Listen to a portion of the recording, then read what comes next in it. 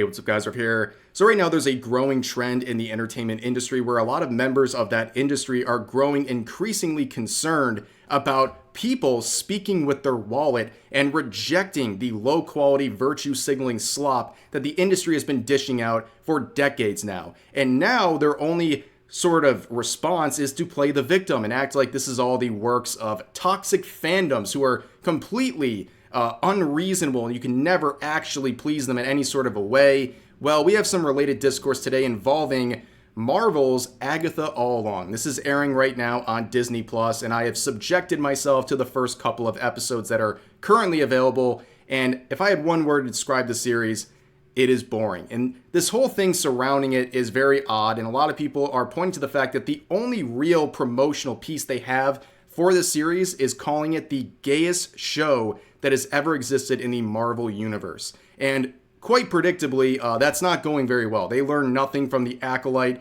and it's having some very big issues with its viewership. Now, overall, this has actually been a pretty decent year for Marvel Disney. They've had some highs and some lows. The highs being Deadpool and Wolverine. This movie was very well liked. I mean, personally, it was one of the better times I've had at the movie theater in some years. And I'm not the only one because this has grossed nearly $1.3 billion globally, making it one of the highest grossing superhero films of all time and also the highest grossing R-rated film of all time. On top of that, there was a lot of good news at Comic-Con this year where there was a lot of announcements regarding various Marvel projects and upcoming movies that have a lot of people genuinely excited. And on top of that, we see a bit of a push in the narrative at Disney. There was rumors coming out this summer that basically Marvel was going around and firing what they call activist producers in an attempt to factory reset the company and start going back to their roots, where not every single project had to be some virtue signaling slop that focuses on diversity more than a good story. But also there were some lows, and this isn't a Marvel product, but it's a Disney product here. The Acolyte was a huge disaster this summer, and as it turns out, its budget was actually even bigger than people had anticipated. Reportedly, it's over $230 million just to fall flat on its face. And as it turns out, even the concept of lesbian space witches couldn't even keep the attention of anyone trying to consume this series. And just like with The Acolyte, Agatha All Along is kind of going the same route right here. So you can see various clips going around from the main cast where basically every member of that cast is going around and confirming and celebrating that this series is going to be the gayest Marvel project yet. How stunning and brave. Now, a lot of shills at places like Kotaku are celebrating this as some sort of a giant W for the series, and you can see Alyssa Mercante here, I guess, taking a break from her series of frivolous lawsuits against YouTubers for criticizing her. They celebrate it, but overall, when you look at the show and the best thing it's got going for it is identity, that's a bit of an issue. It's not that these characters are trying to go this route. It's more the idea that this is all you have to sell the show on. That's a very bad sign, and it really is reflected just with how boring this series is. And that's, again, not surprising when all you can say about the show is that it's going to be the gayest series in Marvel history.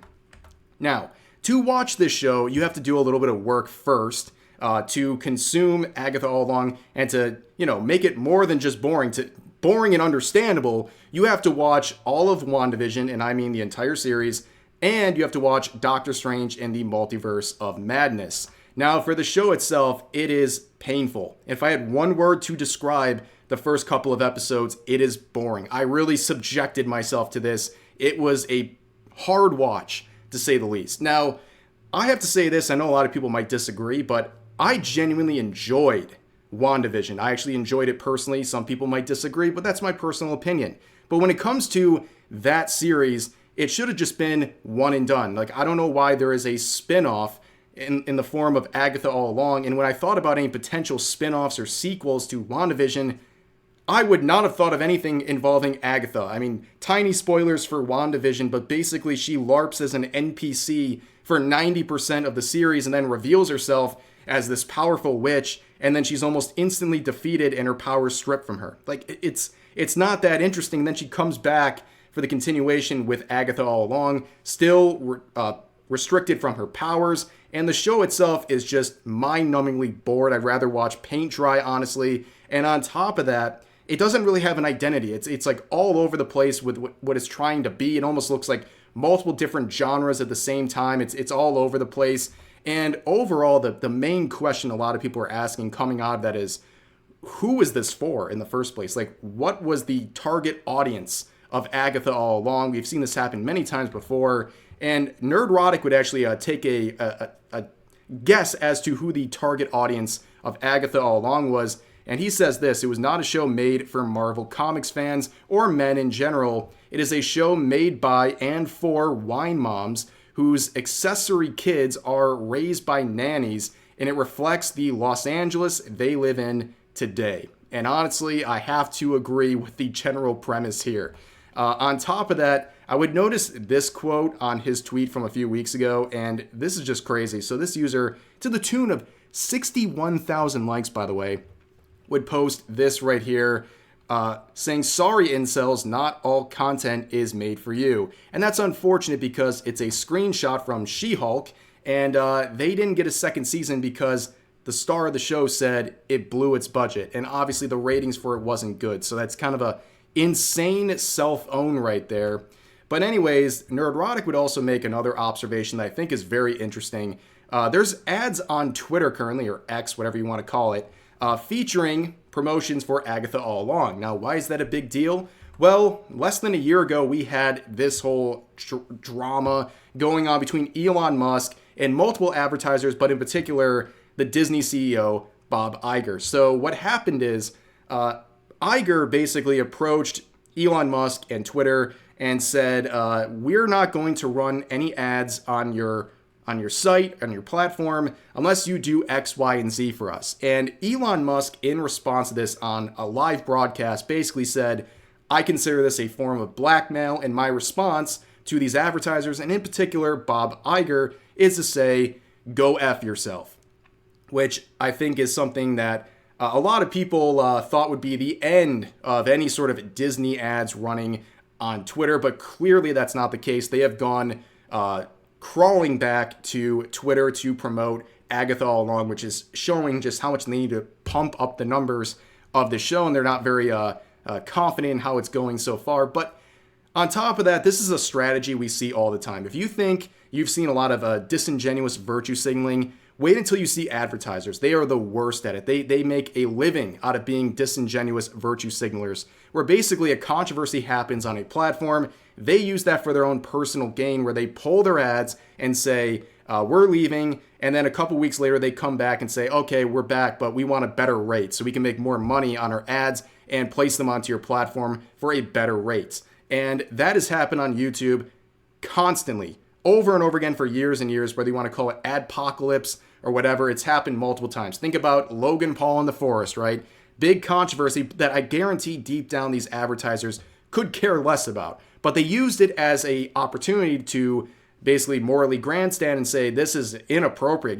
We will not host our ads on such a dangerous site containing content like this. They leave for a couple weeks, come back and say, okay, yeah, we'll come back, YouTube, but you better give us better rates. And then as a result, advertisers make more money and have better deals, and then content creators get worse ad rates on their videos and make less money, hence why it's called an adpocalypse. And this has happened over and over again to the point where monetization on YouTube has been irreparably damaged from this cycle happening over and over again.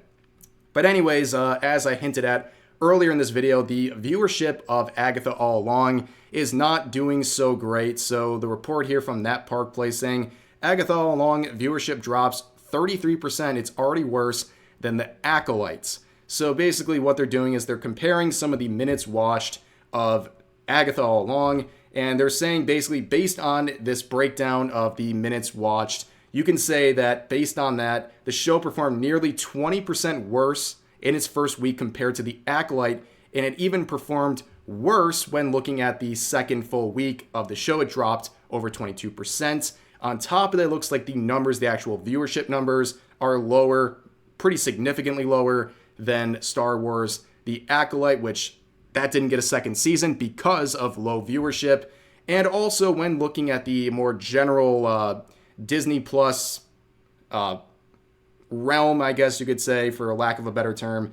When it comes to the number of subscribers, even conservative guesses are saying that less than 10% of Disney Plus subscribers are even checking out Agatha All Along. They're even giving it a chance, which is a crazy thing. But overall, the thing that Agatha All Along has going for it is that it has a very low budget, which kind of saves it from being a massive flop. It'll probably at least break even or do something decent because the budget is actually manageable for once for a Disney-related series. And that's the big difference between Agatha All Along and Star Wars The Acolyte. Their budget was insane. This budget is more manageable, and despite having lower views than The Acolyte, it looks like it'll actually be able to at least not completely damage the company beyond any sort of recognition. So really that's the situation with Agatha All Along, and a lot of the criticism, as you might predict, is being dismissed as the hateful chuds, the bigots, what have you, because they say, oh, you just hate seeing a